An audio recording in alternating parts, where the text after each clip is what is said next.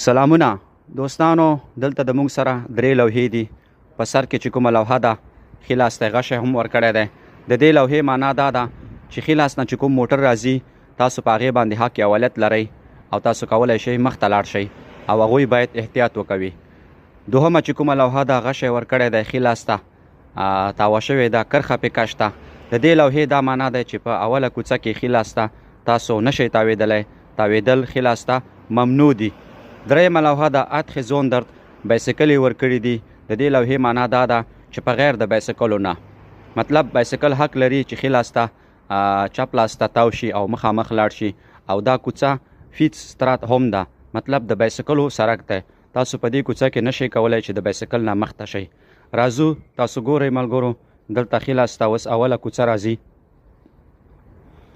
چې دا صرف هغې خوا نه په دې باندې موټر راځي، دې خوا نه یو طرفه ده. تاسو